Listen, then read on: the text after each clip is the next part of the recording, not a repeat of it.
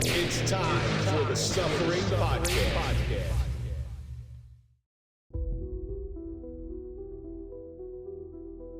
The driver watches the world through a rearview mirror, where lives flicker in fragments and truth slips out between breaths.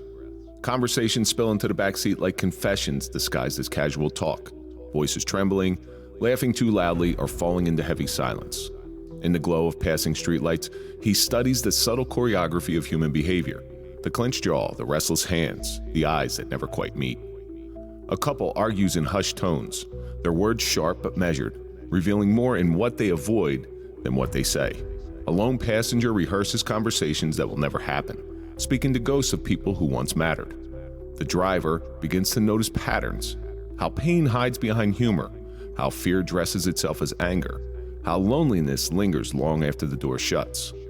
Night after night, he becomes a quiet student of the human condition, absorbing lessons never meant for him. Each fare is a fleeting chapter, a glimpse into the fragile architecture of the mind and heart. And as the city hums beneath him, he realizes that everyone who enters his backseat is searching for something: understanding, connection, or simply a place where, for a moment, they can be heard without being seen. I'm Kevin Donaldson, always here with Mike Falaise, and welcome to the Suffering Podcast. If you're a fan of overcoming adversity and overcoming suffering, then we're for you, because that's what we do here, and that's the stories that we highlight. So do me a favor, hit that like button, subscribe to the channel, please comment, ring the bell so you can get notified of all of our new content, and now you can join. And of course, follow us on all social media so you can find out what we're up to when we're up to it. Tonight's a very, very interesting one. It's a topic that we're going to talk about that everybody and millions of people have come in contact with what you do, and they don't think anything about it. And we're going to welcome Samuel Tavares to talk about the suffering of Uber. Samuel, thank you so much for coming in. I really do appreciate it. You're welcome. Stop sending me gross pictures, though. We're going to talk about the shit that you've been sending me. Before we get into anything, let's throw a big shout out to our marquee sponsor. That's Toyota of Hackensack. Now, we don't trust anybody as police, but we do trust the guys over at Toyota Hackensack. So if you're looking for a car and you're in the New York, New Jersey area, go to ToyotaHackensack.com. Let them find you a car, but also tell them the Suffering Podcast sent you. Then head on over to thesufferingpodcast.com. Get yourself some Dented Ace coffee. 100% of the proceeds go to the Dented Development Project to help repair dents caused by suffering in first responders, veterans, and their families. And it's a fantastic cup of coffee. I had 3 of them today just to keep myself awake. So again, go over to the Suffering Podcast, get yourself some coffee. You'll enjoy it, I promise you. So Samuel, you watch a couple episodes, and each week we take a question from our audience. This question comes from Lyman the Coconut. And if you've never heard that song, it's a great song. So this is one that's tailor-made for you. Okay. While you have a lot of passengers in your car, obviously you work for Uber, you have a lot of passengers in your car, but going from passenger to passenger, there's moments of complete silence. There's just, you have time to think, you have time to organize your thoughts, and you are alone a good portion of the day. So Lyman and Coconut writes, what do you think about when you're alone? So you're our guest. I'm going to lead this one off with you. It depends on the time of the day. Sometimes, usually every morning at 4 a.m. in the morning, I think about usually dangerous situations where it's 4 a.m. in the morning. They can send me anywhere. East New York, Canarsie, Bronx. And I'm mostly thinking of the worst that could happen in the morning. Like my car could get robbed. A bullet could hit my car, somebody could get hurt. It's just situations that, even though they sound silly, it could potentially happen. But throughout the day by myself, I'm usually just thinking by myself, just thinking about the next podcast I'm going to see, the next video I'm going to watch. And I just plan out my day. Sometimes I don't even think at all. I just be to myself. And I just don't even realize that I'm driving. And, I'm just getting throughout the day by myself. I think a good portion of our day is worrying about the things that we have to do. Yeah. Right? That's the good portion of our day. It's like, okay, when I get off of work, I got to go here. I got to take the kids here. I got to get this done. I got to look through this video. I got to get these clips done. And what it does is it consumes your entire day. Yeah. And that's one of the beautiful things about children, right? So if you were to ask this same question to a child, what do you think about? Well, I'm thinking about the next time I'm going to have fun, or what friends I want to hang out with. They're not thinking about school. They're not thinking about homework. They're not thinking about cleaning their room. All they're thinking about is the joyous things in life. As we get to adulthood and our responsibilities grow, Our day is mostly consumed with what we got to do. So my main response to that question is what do you think about when you're alone? Well, I think about crap I got to do. But there are moments, and throughout my travels, there are moments when I get to truly recognize the beauty of this country. And I purposely have to pause and look at that stuff because I believe God has the most beautiful paintbrush that was ever created. You know, I went out for a desert run in Parker, Arizona, and I'm watching the sun come up over top of the mountains, and most of the area is flat, but there's a couple mountains in the back, and it's just gorgeous. Or I watch a sunset that came up, or a sunset that goes down over Santa Monica Pier. Or I watch about watching moose in Maine, or places like that. And there's so many beautiful things that we just ignore because we're so consumed when we're alone by what we have to do, not what we're seeing. We're never present anymore. And I think that is the one thing that I strive so hard to pay attention to is what I'm presently in front of. Until I'm running at yesterday morning at about 3:30 a.m., and an alligator comes and I see his tail whip around. I'm like, oh, shit. Those are the things I really don't want to see. Yeah. So lime in the coconut, thank you for sending that question. And keep sending in your questions, and we will try to get them on the air. So, Samuel, you reached out to me, and you told me what you do. Yeah. And I was like, you know what? You might have one of the most dangerous jobs on the planet. Yeah. Because, every week or month, there's an Uber driver that's been killed.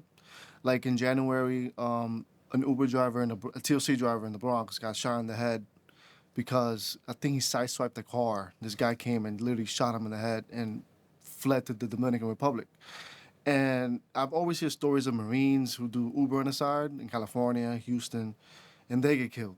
And then there's Uber drivers in Chicago as well who drive. Well, that's like a war zone. That's like Baghdad. Yeah, so it's constant danger, and it's like you don't really know who you're picking up, who's in your car, if they're emotionally disturbed. Well, what did they tell you as a little kid? As a little kid, what do your parents instill in you? Don't talk to strangers.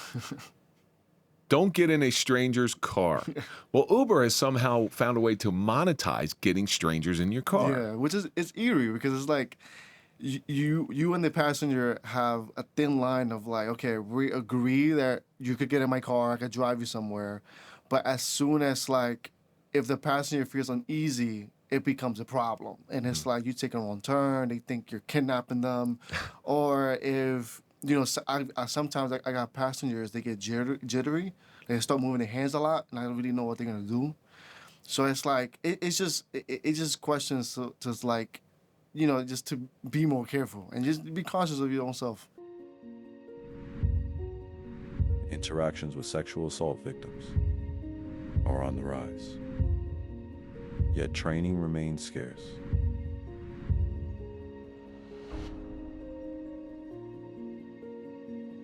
Every day, someone finds the courage to say the words they've been holding in for years. And every day, someone is standing on the other side of that moment. The question is, will they know what to do next?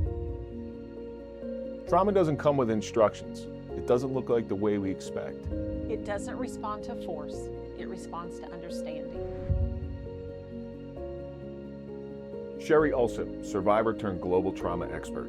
Kevin Donaldson, retired law enforcement leader and advocate for real change. Together, we bridge a gap most people never see. We train officers. We educate communities. We change how first responders listen, question, and lead. Because the first response can shape a lifetime. This isn't a theory. This is lived experience meeting leadership. And when compassion replaces confusion, healing begins. Sherry Ulsop and Kevin Donaldson, changing the way we respond so survivors are heard. Being a police officer, I've heard this many times. Well, you got a dangerous job. Yes, that is 100% true.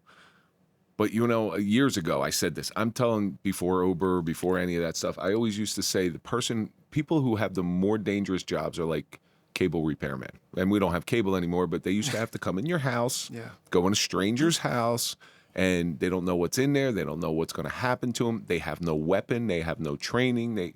They are left to their own devices, hoping that the person that called them in to fix their cable is an upstanding individual. But that's kind of the same thing that you got. Yeah. So before we get into the real nuts and bolts of what Uber is, why don't you tell us, our audience, a little bit about yourself, where you grew up, how you grew up? I was born in the Dominican Republic. I was born premature, and in 2001 in the Dominican Republic, it was so undeveloped that premature babies were considered, dead at arrival. And for months, I was just fighting for my life, making sure my mom was making sure that I was like living, getting the proper care from hospitals and doctors. And yeah, I grew up in the Dominican Republic until I was 6. And then after 6 years old, I came to New York and I grew up in Bushwick, Brooklyn. So what do you remember about the Dominican Republic? So Dominican Republic is one of those weird places. So you have people of all different colors that are there. I have a lot of Dominican friends, and I have Dominican friends who are like, I make them look light skin. Like I make them look, and I'm very light skinned. And then I have other Dominican friends who are black. You wouldn't. They're really black. They're like Haitian black. Yeah. And it's just this wide variety because the island is so mixed. And then you have this booming tourism, but then when they tell you if you go to the DR for any type of vacation, you stay in the resort. In the resort, yeah. Yeah, because it's a dangerous place. But what do you remember specifically about growing up first 6 years in the Dominican Republic? It's very congested. The town that I grew up is called Moca. So it's right next to the Santiago. It's like a city in the Dominican Republic. And it was very congested all the time. Like, imagine Times Square in a little box, and people are just running up and down the blocks all the time. There was always violence. I always saw violence. Like what type of violence? Like anything, any day past 8 p.m. was just people in the streets with machetes. Oh God! If you watch a Dominican wield a machete, it's crazy. Like they know how. I think it's something that you're born with. I do. In the national, you mostly see the National Guard patrolling the blocks. It's like 4 of them in a back of a pickup truck, with AR-15s just going up and down blocks. It was just crazy. I'm like, Jesus. Your parents, have you ever talked to them about what their decision was to move to the U.S.? It was mostly from my dad, because my mom was a lawyer. And my dad was the riot one. He was very like jumping in the yard. He was very getting in trouble, going to jail a lot. And your mom's a lawyer. Yeah. Well, at least he's got a built-in defense. All his siblings were, like, half of his siblings were in New York, and they was feeding him this idea like, hey, you should move here and get a better opportunity. You're really not gonna do anything over there. And him thinking of his kids, me and my sister, and his other kids. It was just, if we could have a future here, it's just better than nothing. So it's just like, it was just the thinking of like giving us a better future. So this town you grew up in the Dominican Republic, would you consider it economically depressed? Yes. All right. So then you come to New York, and there is whatever you want. Yeah. There is, you might not be able to afford it, but there is all this stuff that's there. And your father growing up there, did you ever talk to him about, hey, listen, you go from just this ultra poor place, and now you go to a place that the streets, they're not paved with gold, but metaphorically they are, because you can have anything you want. Yeah, and like, my father was just like, obviously an immigrant, and working so hard. I think that's the mentality that I grew up with, was like, we didn't have time to enjoy family time. And when we did, we enjoyed it, but it was just like every week was work. I had to go to school. But seeing that from my parents was just like, it was just constant work. So that's what it was instilled in me from some of my family members. It's like you want things, and it's good. Okay, it's all right to want things, but you need to work for them, because they're not going to be given to you. Yeah. And I think Dominicans adopt that very, very well, because I know Dominicans are very, very hardworking people. And it's like we were having a discussion about Cubans. It's like you never see a poor Cuban, because the Cuban will just work 24 hours a day until they have what they want. So you get this instilled in you. What was it like? You said Bushwick? Did you grow up? Yeah, I grew up in Bushwick. That's a rough area. I mean, it used to be a very rough area. When I got there in 2008, it was really rough at those times. Like, I remember I used to live across the projects, and I would see drug deals. I would see, like, fights. And throughout the years, it just got more gentrified, quote unquote. Mm-hmm. And it's like more people moved in. A lot of like black and brown people moved out. My family, somehow we stayed around the area, because our landlords were Dominican, so they were like upping the price of the rent, and we were just stagnant with like we've been paying $2,000 a month for rent for the past 10 years. Wow. He never raised it. He doesn't complain. Like, so it's been nice. I can't imagine raising kids in New York. I can't imagine it. It's a different way of raising the kids. And I'm going to guess on certain levels it's got a lot of benefits. Yeah. But I stress this into my kids because I grew up in a city, so I stress it to my kids. I'm like, you don't understand. Like, you can go outside of your house at like 9 o'clock at night and let the dog out and not worry about anything. And you don't have to go down an elevator that may or may not be broken. You don't understand all these things. So I try to instill that in them, how lucky they are. I don't think they get it, though. So you're seeing all this violence coming up, and you're seeing people making easy money. Yeah. Right? And that's a big draw for a kid. Kids want a PlayStation, you want this, you want that. Parents might not be able to afford it. They're working all the time. And if you're a kid with a heart, you're saying, well, I don't want to stress my parents out. Were you ever drawn into that, the other side, the darker side of your neighborhood? The battles we fight are hard and taxing on the soul. Fighting a battle that seems impossible to win. The stressful calls that give us wounds that cannot be seen. These moments leave scars. They leave dents. Sometimes we just need to sit and talk over coffee. Finding a moment of peace in the comfort of decompression with those whom you share difficulties. Sharing moments with those who are the only ones who understand. Our peace comes in the quiet moments we can share with our brothers and sisters. It's just a moment to sit, listen, and let it out. We may be dented, but we are not broken. The Suffering Podcast. Dented Ace Coffee was created to bring the peace to the protectors. Dented Ace Coffee is a tribute to my brother Mike Falaise and all the others who couldn't find their peace. 100% of the proceeds will go directly to Dented Development Project so that we can begin to repair the dents caused by suffering in veterans, first responders, and their families. The Suffering Podcast's Dented Ace Coffee. Get yours today by visiting thesufferingpodcast.com. When I was 5, it literally changed the way I saw life. It was like, I saw a guy, I mean, I heard it, I didn't see it. Like the guy, he was in a motorcycle and he like crashed. I lived in a corner, so he crashed into the pole. I don't know how he crashed. I don't know if he was turning or he was going full speed, but he crashed and he literally landed. So if this is a hallway, the door is right here to the outside. He landed on the doorway. It was like, it was cinematic. Like I saw his body there, and he basically cracked his head open. And I'm seeing that, and I didn't realize how serious it was until my mom came out the room, and she just was panicking because I was just there. And then when they took him, when they picked him up, put him in the back of a pickup truck because ambulances, so they took him to the hospital. It's just some guy standing on the top of a pickup truck going, woo, woo. Yeah, they just picked him up, took him to the hospital, and there was a big pool of blood on the floor. And it was, from what my mom told me, for the next 2 weeks, I was just asking her if the guy was okay.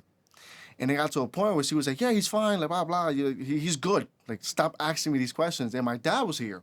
So she would call my father and be like, hey, like, your son, he might need help because he saw this and he doesn't know what to do with it. And I remember after 2 weeks, I just forgot about it. Like, it was just like it never happened. And with this belief that this guy, I don't know if he's alive or if he's dead, but with the crash, having no helmet and hitting the pavement that hard, potentially he's probably either brain dead or passed away. It was just the blood was so bright red. I'm like, yo, like this is crazy. This is nuts. But you saw some stuff in Bushwick too. Oh yeah. Yeah, as you matriculate, as you become a teenager, and their lifestyle seems exciting to a teenager, but if you saw that as was that a deterrent to you to not get involved in that stuff? Seeing that, that's when I made the assumption, or the reality hit me that you could die. And it was like, I couldn't really process that as a 5-year-old. Because it's like, obviously, It was just like I could literally just die right now and nothing happens. And my father. I mean, I thank my father because every single day he would show me his work ethic, how like getting easy money is never worth it. Growing up, watching Scarface, watching Paid in Full, even though many kids who grew up in like bad neighborhoods, they see that as inspirational because that's what the people around them are doing and they're elevating in a way in their life. You see the ending. They all die. They all die or they die in prison. And they all die in prison. Yeah. And it's like, there's no happy ending to that life. And it's like, what is exactly intrigues people to get into? Because I have friends who like are in the drug game. Mm-hmm. I don't really indulge in it because I'm 24. I know that there's nothing good that ever comes out of it. There's only two ways it ends, like you said. It's either you're going to die or you're going to be in prison. Neither one seems very, very actionable. No. But so here's what I'm listening to. And again, we've never met. I don't know your father. I don't know your mother. Here's the difference, because I have friends who grew up in the inner cities, right? Yeah. And cops. They became cops. And I know there's one in particular, and I talk about her a lot. Her name's Kaya. And I know where she grew up, in Patterson, and she still lives in that house. And that is a bad area. It's drug infested. It's horrible. But she became a cop. She made something of herself. And I remember I'm sitting down with her, and I said, why are you different than them? And I'll ask you this question, Samuel, why are you different than them? I know what the answer is. The answer is your father instilled different values in you. There was no chasing anything easy. You want something, you got to work. And I'm sure if you messed up, you're going to get cracked in the head. Yeah. You're going to take some sort of punishment, physically or something taken away. And I remember Kaya looking at me, and when I asked that question to her, she said, because my mom would beat my ass. And that kept her on the straight and narrow. So there's a little bit of healthy fear, but there's also inspiration that parents can provide their kids. So if you look at the makeup of prisoners, like 75% of them grew up without a father, in fatherless households anyway. And the structure in there, so do you think that had something to do with it, your mother and your father? Yes, because, I've had friends. I grew up with a childhood friend where we grew up the same way. Two parents. We went to the same high school. No, we went to the same high school, same elementary school. He was training to be an aviation mechanic. But because he was hanging out with the wrong crew, he got mixed up in some things. Now he's like, has a bunch of charges and he's just trying to, go day by day, learning within his life, which is interesting because it's like we both had the advantage that everyone talks about. And I think it all comes down to the influence of the friends that you have, and it's just... you hang with dogs long enough, you're going to get fleas. Yeah. That's the truth. I'll never forget, and I don't think I've ever told this story here. When I was young and I was still in graduate school, and I wanted to be a high school teacher, right? So I'm in a car, and we went to a club in New York City, and I'm not a club guy, but I was trying to hit on this girl or whatever. So the guy who was driving the car, it's time to go home. It's like 2:30 in the morning, and we're driving, and neighborhood's starting to get a little sketchy in New York. Next thing you know, we're in Harlem. Oh, my God. And he pulls over, and he gets cocaine. I was like, motherfucker, you're going to get like, what? I was like, and so I said, if you don't throw that cocaine out the window, I'm going to punch you right in the head. Because here was my thinking. Yeah. My thinking was, I'm going to get caught in a car, I'm going to get arrested, and I'm not going to become a teacher. Yeah. Like all that schooling that I went through was going to be for nothing. And so, that was obviously the last time I got in a car with him. I was lucky he didn't leave me in Harlem, but I would have beat him further for that one. So you move on, and you have this work ethic. Like, how did it instill itself? Did you get jobs young? Yes, I started. My mom, she there was this pharmacy that needed a delivery driver. Not a driver, but per se, like somebody who just walks around the neighborhood, and because I knew the neighborhood really good. And she was like, "You should get this job." It was paying me like $100 a week. It was to a kid. Yeah. That's decent money. Yeah, it was like $1 million to me. Yeah. So since I was 15 until before college, 18, I was just doing delivering medicines to old patients, and that was basically my first job. And I realized from that job, what I learned from it, it was if I work harder, I'm gonna get rewarded for it. And I'm not gonna go to jail. I'm not gonna die. Nobody's gonna hurt me, and it just felt good. It was just, this is a really good feeling. Money is hollow. They print more money every single day. We had a guy in here, Sean Johnson. Sean got hooked up in the drug game, never had a real job, got caught up in a murder. Next thing you know, he's going to prison for 60 years. He had his sentence. He was given clemency. So after 19 years, he was released. Oh, wow. Sean sat right where you were sitting right there, and he sees the hollowness of money. While he was selling drugs, he was making plenty of money. He had everything he wanted. But what happened? What's the end result? Just like we were just saying, you're going to end up in prison, and that's exactly what happened to him.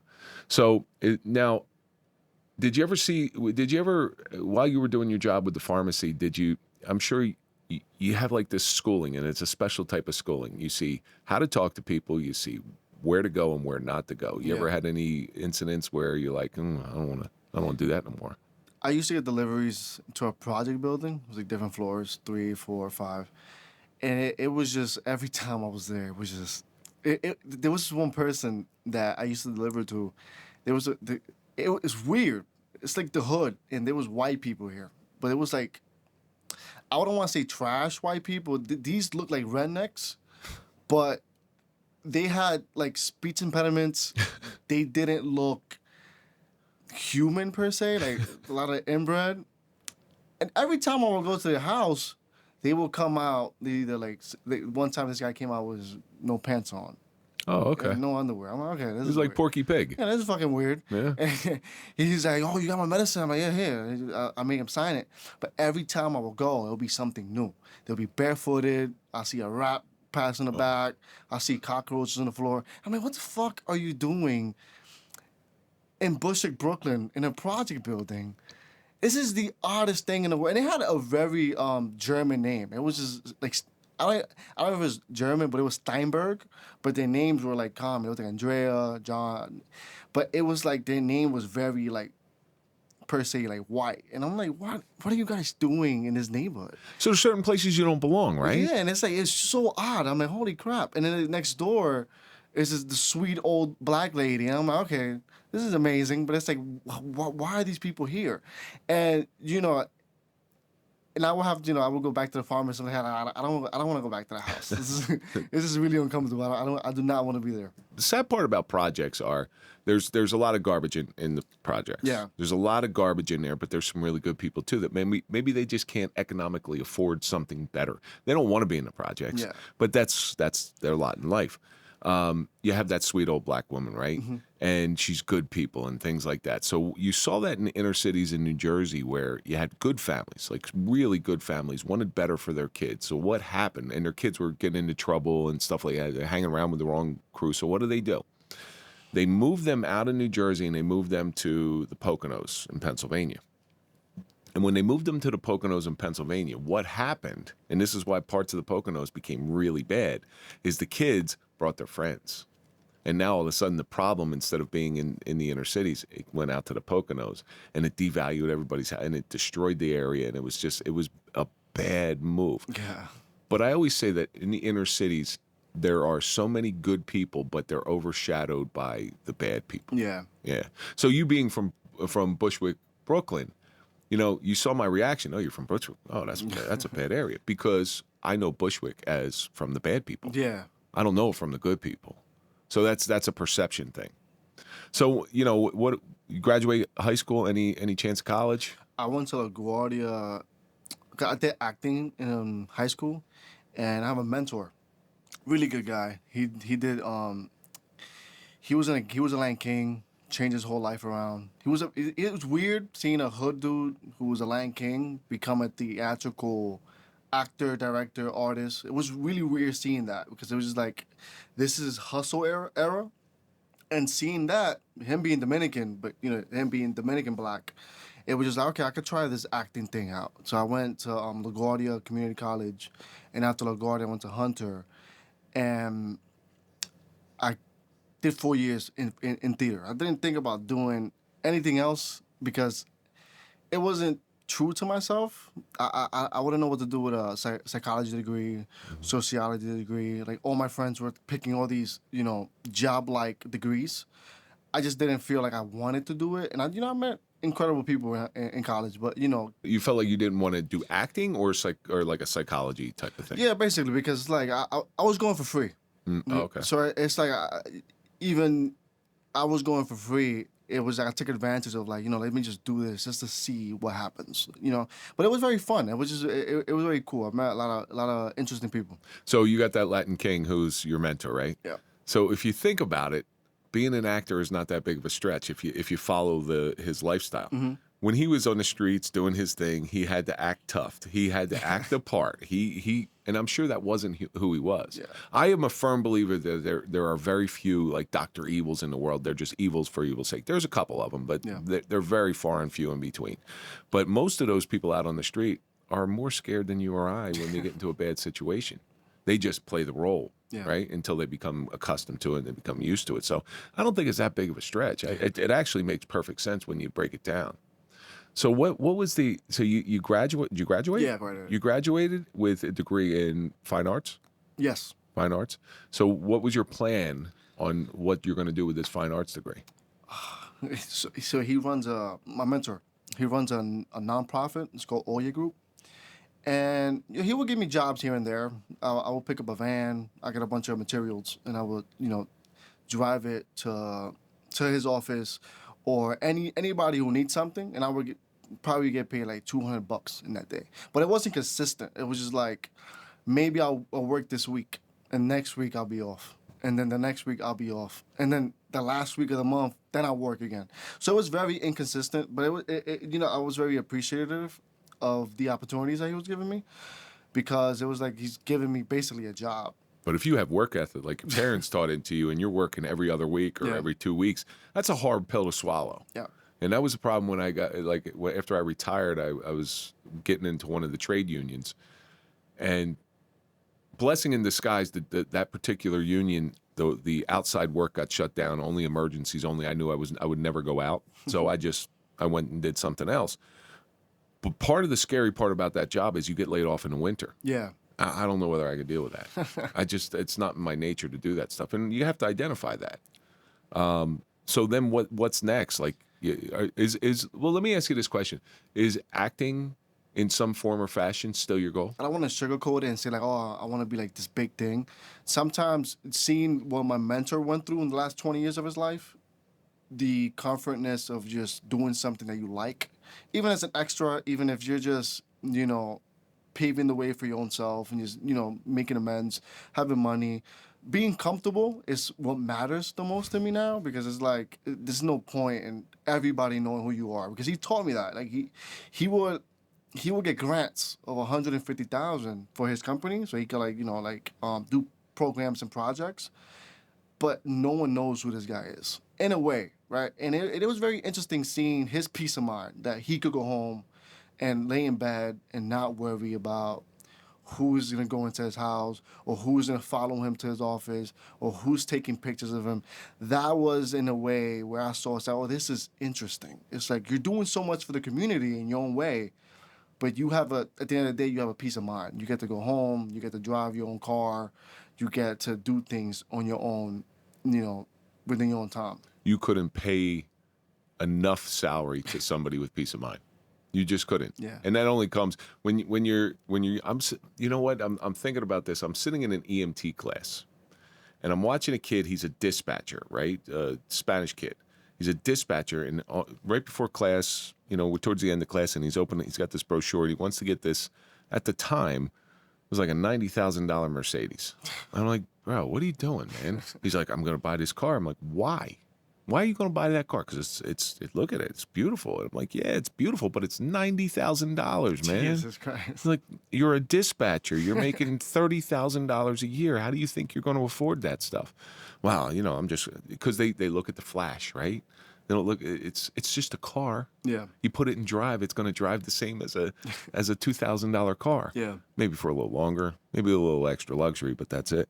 So, what made you get involved in Uber? I wanted to be an NYPD officer, because of my dad. No, I didn't want to be one. It was just like an idea, right? He just came with the idea like, hey, like, you should try this. And I'm like, all right. I mean, I knew that potentially I wasn't going to get in because I can't see from one eye. But it was like, just give it a try. All right, whatever. I gave it a try. I went to medical, and it was like, hey, you can't, because of the medical requirements, you really can't be a police officer. In a way, it crushed me because it was just like, okay, it's not that I wanted to be a cop. It was just like, I'm being limited, right? Somebody's telling you can't. Right. So it's like, that's the thing that bothered me. It's like, okay, I'm being limited. So meaning I can't be a firefighter, I can't be a police officer, I can't join the army. So it's like seeing my friends have a route where it's like, okay, I want to do this because it could better my life and my career.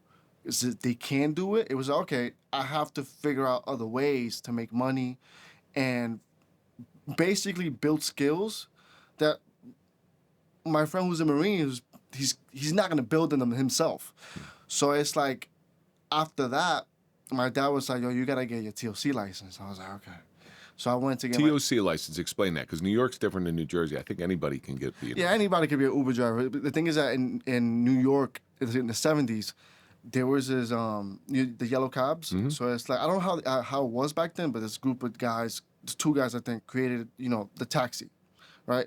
Now you have to, because this is a thing called the Taxi Limousine Commission. They're like, quote unquote, our union, but they're not our union. It's weird. So in order for you to do taxi or livery or like any pickup, whatever, drop off, you have to get a special limousine license with them. Yeah, your medallion, they used to call it. Yeah, so it's for you to drive in the city of New York. You just can't pick up a phone and do Uber. It's like there's a lot of requirements for the car. Like you can't have dents in your wheels. It needs to be operable. The engine needs to be good. Like everything about the car, it's a different inspection than a regular state inspection. So it's like they just expect more from like taxi drivers or Uber drivers. So it's just like in their criteria, we're professionals. I thought I read a story that in New York specifically, the Taxi and Limousine Commission was fighting Uber on allowing them in because it's about money. It's taking away their business. So it happened in 2014. So it's like it's crazy because from 2010 to 2013, medallion went from like 600,000 to 1 million. So you imagine like there's people who are putting a house down payment on a freaking car. And then Uber comes along and they're like, oh, you could operate in our city. All you have to do is go get your license, have an operable car, and just drive, and everything is digital. That made the medallion crash, and it was just like for taxi drivers and stuff, it was devastating. That's why I'm saying like they're kind of a union because it's like they don't really like care for the. It's like the Jets and the Sharks. They're battling. Yeah. So it's like, yeah, they're having these companies have their prices up to par. But at the end of the day, it's like if you just can't afford your vehicle or you can't afford to be a taxi driver, so well, we don't really care. You know what it is too, and thankfully, listen, it's being white's not always so bad because it was easy for me to get a taxi when I needed one. Yeah. And but I did see them pass right by people of color. Yeah. I saw it happen. And anybody who thinks that didn't exist, they're wrong. Uber's a little bit different. Yeah. I know you have the right to refuse, but still, like Uber drivers are hungry. That's the ones that I've seen. They're hungry. They're workers. They want to go out there and make money. They're supporting families. They're trying to pay these large prices. New York is even more expensive than New Jersey, and New Jersey is expensive. Yeah, like my dad always tells me that you don't ever become rich working hard, like working very long hours, killing yourself. He always instills that in me every time I go to work and I always remember that because it's like, yeah, there's people that I know who work from 4 a.m. to 5 p.m. And it's like, dude, I don't know how in the hell do you do that? It's like, yes, you're sitting down and you're driving all day. That's a grind. But it does something to, like, I don't know what it is. It just does something to my body. I'm always tired, always, I'm always not grumpy, but it's like I'm always exhausted. And if I can make it through the day without taking a nap, it's like Jesus Christ, this is crazy. The great thing about Uber, okay, when Uber came around, it was a source of income for people. It met a need that was desperately, it was a gap. Like real people need, especially around in the suburban areas. You can't get a cab, and if you get a cab, you're going to pay some astronomical prices. cabs were so expensive. Yeah. And then Uber comes around and they're like, no, it's, private. People just come and they pick you up and they take you where you want to go, and it's a fantastic thing. But then what they didn't see when this stuff, or maybe the bosses saw it, but I certainly didn't see it, is some of the pitfalls and the dangers. So when you got involved in Uber, were you aware of that stuff that could happen? In a way, yes, because I'm waking up so early in the morning. So it's like, I don't... You're still seeing the zombies on the street. Jesus Christ. It was something where it was like, being young, having an ego. You're driving all day. You're testing people's patience. People are cutting you off all the time. I've seen Uber drivers, taxi drivers, TLC drivers engage in active road rage, and I'm like, dude, like you're gonna drive for the next 4 hours, and you're gonna be this fucking angry, like right now, really? So it's like at that time, like 2 years ago, I was just like, I knew there could be any sort of danger, but could it happen at this very moment, or the next hour, or the next 3 hours, or the next day? It was possible. I kept it in my conscience. Like I knew if it happened, I had to be ready, but when I started, I wasn't really prepared to what I would be experiencing doing Uber. So you've been doing it for how many years? 3 years. You've been doing it for 3 years. You've seen a lot of stuff. Oh my God, yes. So tell me about some of the stuff that you have personal experience with people in your car. I have more of an interesting stories. There was this guy, I can never forget this. There was this guy, his name was John. I picked him up on East 26th and First Avenue by Bellevue Hospital. Some people, they get in the car and they just want to stay quiet, which is, I understand. But there's people who just want to talk, which is really interesting because it's like sometimes I want to stay quiet and they just keep rambling. So I have to engage in conversation because it's like, this ride is an hour and a half. I got to do something with it. So as he's a very fat dude with a cane, and he gets in my car. He's like, yeah, you got to take the FDR, down to the FDR and go to the Brooklyn Bridge. I'm like, okay, whatever. I get into First Avenue immediately. When COVID was here, 2020, 2021, they used to have the trucks, all the bodies in there. And this is the medical examiner's office when, if you die, they do your autopsy here. I'm like, oh, I'm learning this. I'm like, oh, shit. And he's like, yeah, there's this thing called Heart Island. I don't know if it's true. I didn't even bother to search it up. I don't know why. I just took his word for it. And he said when a body goes unidentified or they're not claimed for a very long period of time, like a year or a year and a half, they would send these bodies to Heart Island and they would just bury them there. And he said, yeah, every time they told me to do it, I would never do it because if you're in a slope in the island and the truck sinks, the guard could get out and you're just chained to the bus. And I'm like, what the fuck is this guy talking about, chained to the bus? He's like, oh yeah, like I did 4 years at Rikers Island. And I'm like, oh, that makes a lot of sense. So apparently, back in the late 70s, like 78 to like early 80s, he used to run Chop Chops. So he was an Irish white guy. It was Irish. Well, the Irish mob ran Hell's Kitchen. Yeah, so it was like he used to live in the Lower East Side. And he was around a lot of Dominicans, Puerto Ricans, a lot of Spanish people. And he met these guys in high school, and they would just go around, steal Cadillacs, steal the converters, steal the wheels, or just rob them and take, it was easy to rob cars back then. Take them to Chop Chops, break the car down, and sell it for parts. He was doing it for so long that eventually NYPD got wind of it. They set up a fake decoy. That was the bait. They saw this car. It was too noticeable. He told me that it was too noticeable.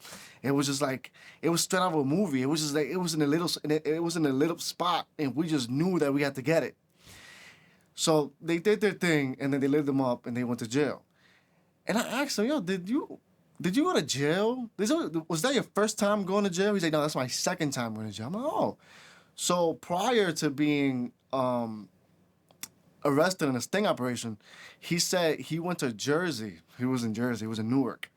And him and his friend, they went to, I think, to a store. They robbed it. They went into this beater car, and they hit the turnpike up to, the tunnel. This is a beater, he said. He was in the right lane, going like 50 miles per hour. He couldn't even go past it because it was just so fucked. And apparently, the state troopers got a wing of it. And, they saw the car. They made the make and model. And he lit them up. And his friend is like, yo, you gotta keep going. He's like, bro, like this fucking car can't go any longer. So apparently they had a shotgun in the car. So he was driving, his friend grabbed the shotgun, threw it out the window, and he's like, bro, I'm gonna have to pull over. This guy is gonna like he's gonna fucking ram me off the road. He pulls over, his friend gets out and starts running. He said this cop was 6'5", 230 pounds lean muscle. Black dude. Just sprinting towards his friend, tackles him, arrests him, takes him out the car. He beats his ass, arrests him, and he got like a year probation.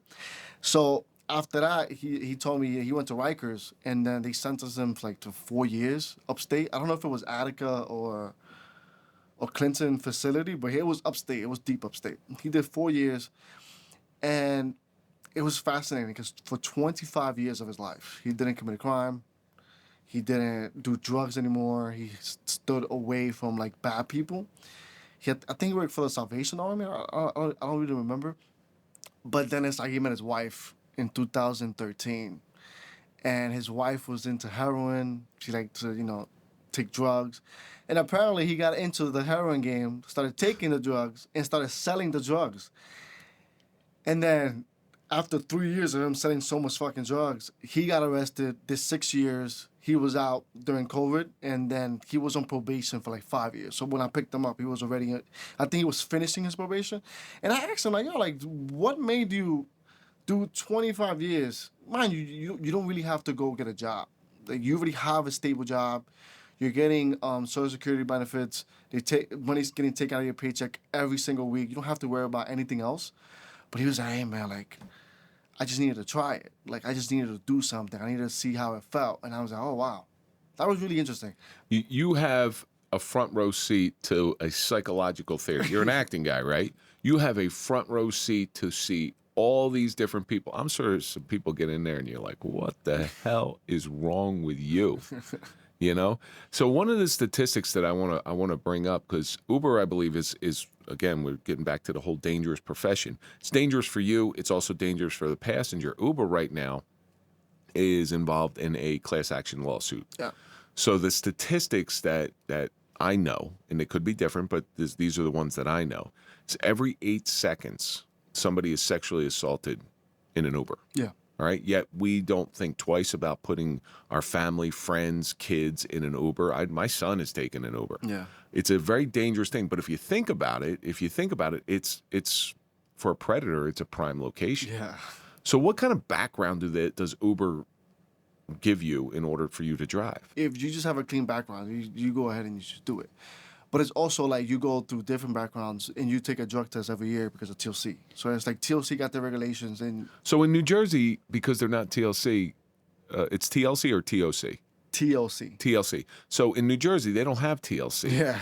So I'm wondering, like, yeah, you just sign up your name, you put your social security number, they ran a background check on you, and if you're not a criminal, no felonies, they don't. Do they make you get a drug test every year? Yeah. They do. A piss test. They do. Yeah. Now, I was talking to one Uber driver, and he has to maintain a certain type of car, and it's got to be... Yeah, like... There's a lot of requirements involved in it. Yeah, like if your car... Like right now, I drive a 24 Camry. I used to be applicable for Comfort. Not anymore. So after 3 years, I think they dropped the brand and model from Comfort. Which cuts your pay. Exactly. So it's like... It's like a cat and mouse, You have an older car, you get a new one, spend more money. And it's like, God forbid, it's like, I have an uncle who does Uber in New York City too. His is a Suburban. And every 6 months, every 7 months, it's just, his engine goes bad. And I'm like, dude, you're spending all this money on a brand new Suburban, and it's crap. It's shitty. And it's like, then he goes, rents a 4-door Camry car, paying $500 a week for it. And it's just like, you're just going into the cycle where it's like, your insurance is paying off your brand new Suburban, but then you have to go back to driving regular Uber X because your Suburban is damaged. And it's just like, I just feel like it's a never-ending cycle of like, bills and just trying to keep up par with like what Uber wants. Uber has some heavy restrictions, but with this class action lawsuit that's coming into play, I think the restrictions they're gonna have to be. Yeah. They're gonna have to come down. I'm wondering, because so many people like who are looking for second, and it's a perfect second job. It really is. If you got a car that's halfway decent, Yeah. you go pick some people up, make a little bit of cash. Now, is there any requirements on how much you have to work? 10 hours. You have to work 10 hours a week? No, you don't have to work 10 hours. It's a day. So A day. They limit you to 60 hours a week, Okay. 10 hours a day. Not every, I mean, especially in New York City, not everybody does 10 hours. They do 6, 7, sometimes 8. So it's just like, it just depends on you. But once you hit that limit, you can't work anymore.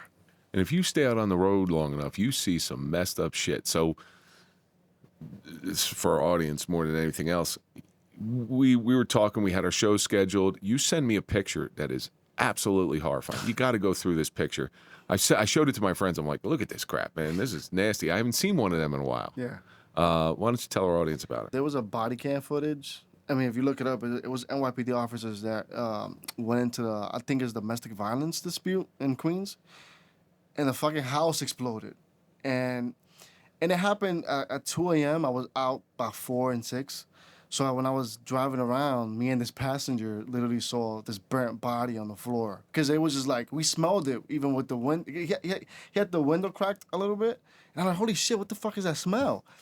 And we're looking around and we see that and we're like, holy shit! Like it smelled so meaty. It smelled like just like super bad steak. It was just I can't even. Don't say I like steak too much. Don't say steak. So it's just like it was like, oh my god. So and it's like to me, to the passenger, it's probably like something like, holy shit! Like this is my first day in New York City, and I have to see this. But to me, it's like I see it in passing. It was a body that had been completely burned. Yeah. Pretty much the only thing that was pink, it looked like his intestines. It was nasty looking. And if you've never seen that up close and personal, that'll change. I'll give you some flashbacks when the guy flew into your door. Yeah. But you get, like, again, this dealing with people, you will see every type. I'm sure you see people who are ultra nice, and that's probably the majority of stuff. You know, they're grateful that you're coming to pick them up. They're grateful that they have a ride. And then you have some people who are rude, and you have to deal with them with a stoic behavior, because otherwise, you know, they'll give you the bad rating, and that drops everything for you. So it's dependent upon that stuff. Those people who get in and out are rude. How do you deal with them? So before my incident, I used to be really like pushy. Oh no, it's my car, blah blah blah. After that, and after, you know, like joining Jiu-Jitsu and all that, it was, now I take it as like, you're right. Whatever the hell you agree, whatever you're saying right now, I agree. I try to minimize the situation as much as possible, and I'm always thinking fast. It's like, if I get rude with this person, I don't know what day they're having. I don't know if they're having. That's an interesting perspective right there. I don't know what day they're having. I don't know if they just, you know, they lost their friend, they lost their you know, their close person to them, or they're just having a very bad day. And if I feel like if I push that button, and they just decide to attack me, or, you know, worse, you know, stab me, because, you know, they're behind me. So it's like there's nothing much that I could do from the driver's side. So I try my best to minimize all aggressive interactions with passengers, because I don't really know what day they're having or what their life consists of. Because sometimes you flip a person, it's like, dealing with people as much as you do, what is something that you've learned about the human condition? Because you're doing a psychological study. Yeah. Whether you think you are or not, you are definitely doing a psychological study. You see it from all angles. People are into their own worlds, which is understandable. It's like, you know, you live day to day. You're worrying about, you know, I've had people who have come from hospitals. They got bad hips, bad spines. I've picked up an MTA worker once where it's like he was in the Kings Highway, but there's an outer main road, and there's the main road. This guy was going like 60 miles per hour. Not rear-ended the back of the bus, but rear-ended where the driver's side is at. Like, crushed him. Literally broke his back. And I'm like, Jesus Christ. So it's like, every single passenger that I pick up is just like, I understand that day to day, you have your own problems. You have your own, you know, responsibilities, things that you're learning through life. And it's like, it's understandable that some people are more rude than polite. Sometimes they're more polite than rude. So it's just I just give him the benefit of the doubt. It's like, whatever is going on in your life, I just hope I'm making it easier for you because You are wise beyond 24 years. And maybe Uber has a piece in that, but I think most of that comes from your parents. And, yeah, I think I've learned a lot through Uber. Like I've had this conversation with my father where it's like if taught me how to be a man in a way. Like you're in the streets all the time. can't fight everybody. You can't fight everybody. You can't be the tough guy to everybody. You can't be cursing up a storm to everybody. It's just like you just have to learn how to maneuver the streets, and it's just it just teaches you a different perspective about how quick it could go wrong. And I just take that every day with me. Every time I drive, it's like I usually like I'm a very calm guy. I got to tell you, staying calm on the road is probably one of the most difficult things that people fail at. I'll tell you right now, I fail at it all the time. Yeah. Somebody cuts you off, somebody does something stupid in front of you, you pull up next to me, you're like, really? Come on. You have to understand, like you're working. I work 6 hours, 7 hours a day. I'm getting cut off all the time. People are brake checking me all the time. There's people lowering down their windows, cursing up a storm at me. I can't fight everybody. I can't, I think a lot of that. And we had a little discussion pre-show, and you are a practitioner of jiu-jitsu, Yes. which I'm a big believer in. Okay, so has jiu-jitsu sort of turned down the volume a lot on all this Yeah, stuff? a lot.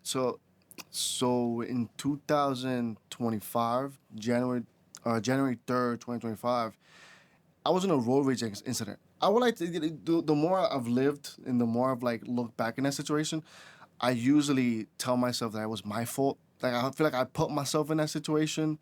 I was very ignorant. My ego was in the way. It felt like, who the fuck could tell me what? And it was an incident where I'm dropping off a passenger and this guy in Silverado. Chevy Silverado.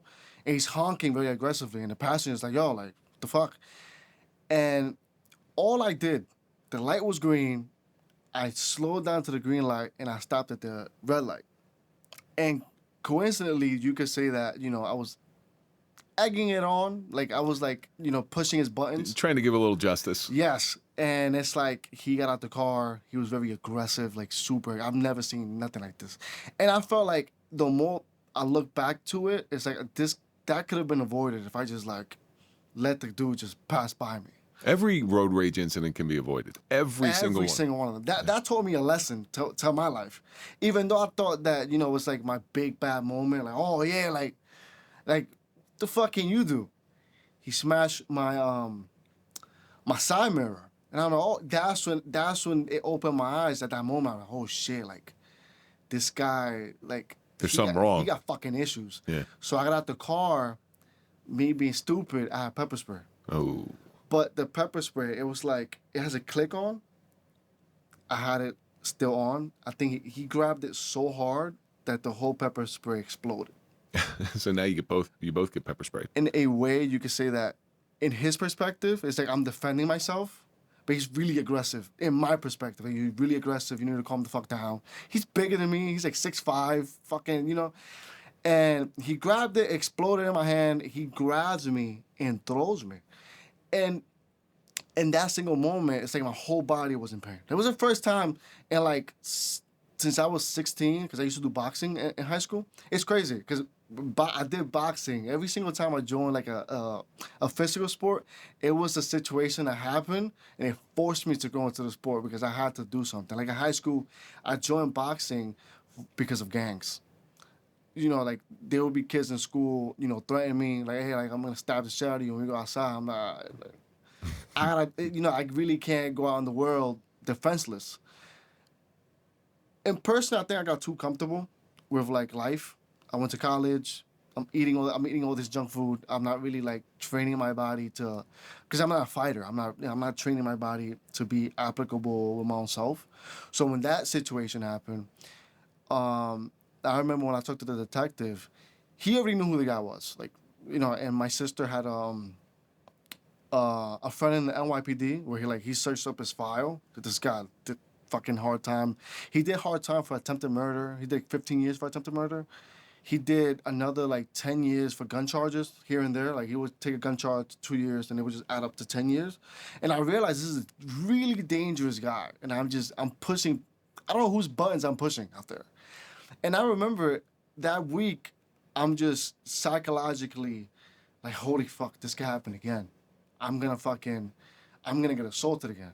And I remember the cop was telling me like, yo, dude, like next time you stay in the car. He could have stabbed you. He could have killed you.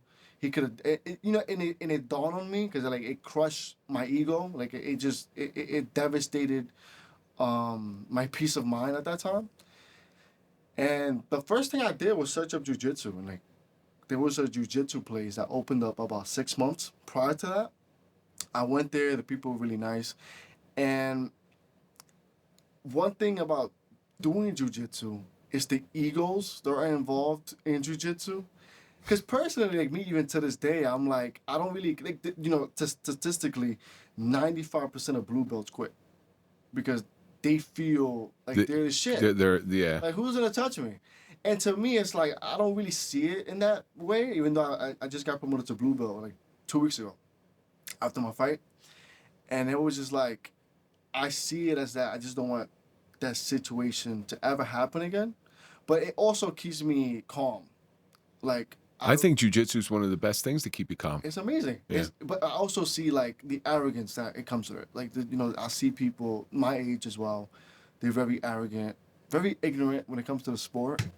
But it by all means, it's like it's an amazing sport. And I feel like the more I do it, and every time I roll with women, and I feel like sometimes as a man, when you're rolling with a woman, you have more strength. You're putting them in positions where it's like they're very vulnerable. You're gift wrapping their arms. Mm-hmm. You're putting them in triangles. You're putting them in back takes. And it's like, to me, it's like, I stand by if every single person at least has a education of jiu-jitsu or any fighting style that requires a lot of hand movement and like body movement. Jiu-jitsu is like the perfect sport. So I think most jobs will stress people out. Yeah. Right? Most jobs will. If you're a factory worker, it's going to stress you out. If you're a nurse, if you're a cop, you're going to get stressed out. If you don't find a way to relieve those stresses, you're in a job that everybody has had stress doing one form or another. Yeah. Right? Whether they're driving to the mall and somebody cuts them off, or you got 15 kids in the back of the car that are screaming and yelling just like your passengers, Yeah. or acting stupidly. So everybody has to find a way of de-stressing. You chose jiu-jitsu. Yeah. Okay? And I think everybody needs to find that way. So, Samuel, we're coming to the end of this thing here, and I want our audience to find you because it's at 24 years old, the amount of wisdom and the amount of peace that you found in your life, it's very admirable. And I'm really, really glad you came in here and talked about this stuff. Thank you. Not many 24-year-olds out there like you. Okay, so my hat's off to you. My hat's off to your parents for doing a great job. Thank you. So why don't you tell our audience where they can find you? Give out your social media. My Instagram is manili.1, so it's MANILY.1. I'm not on TikTok or anything. I'm just on Instagram. I'm always shit posting on Instagram, so it's like I never take it too seriously.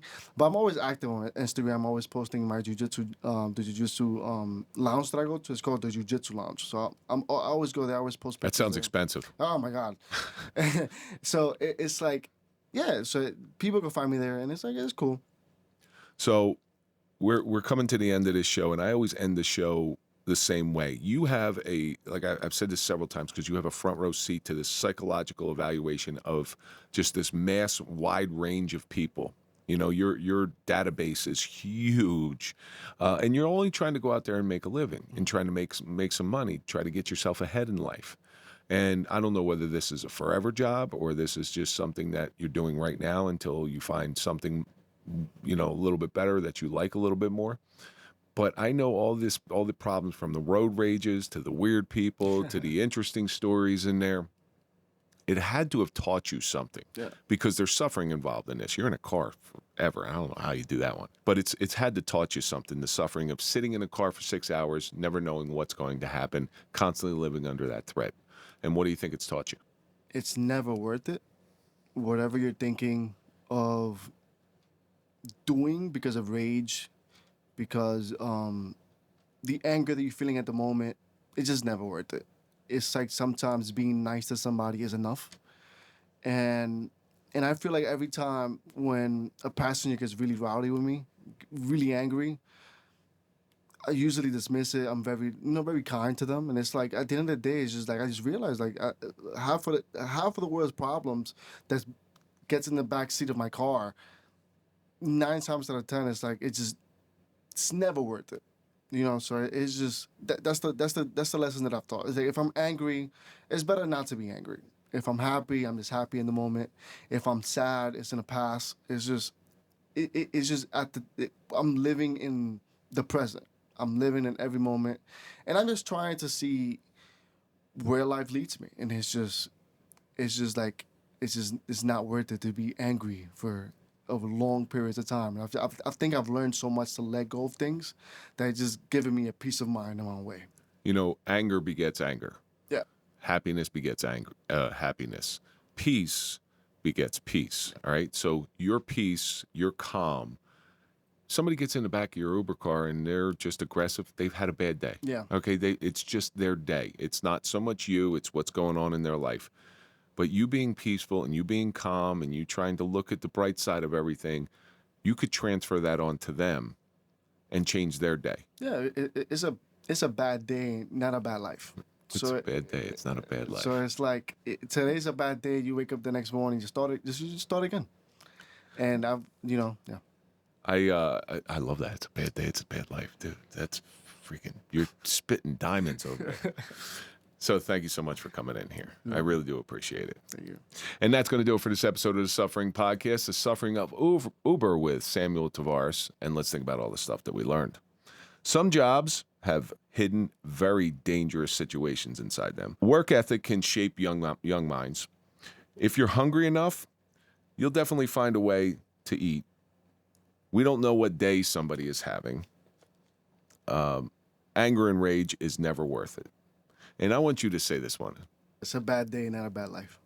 I appreciate you, Samuel. Thank you so much. You're welcome. And that's going to do it for this episode of The Suffering Podcast. Don't forget to go to popple.com, put in the code TSP20 for a 20% discount on your digital business card. And follow us on all social media. That's Instagram, Facebook, LinkedIn, Clapper, TikTok, OnlyFans. Find me at Real Kevin Donaldson. And, of course, follow The Suffering Podcast. And we'll see you on the next episode.